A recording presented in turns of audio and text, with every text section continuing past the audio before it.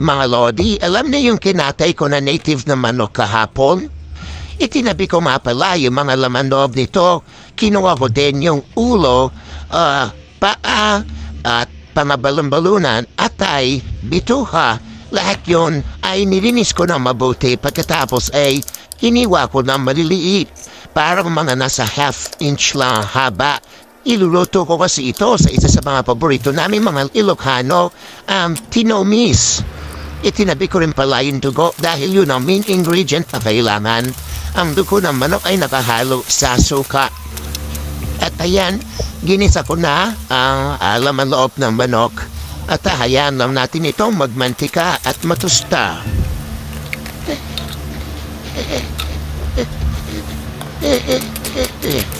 Yan, halualuin lang para hindi masunog ang ilalim.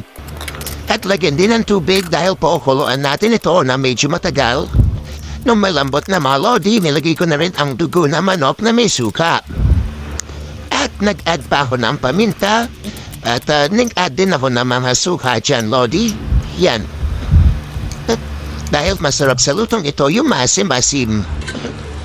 At pagkatapos, pag natuyuan ng ganyan, goods na yan mga Lodi, sobrang sarap yan sa kanin.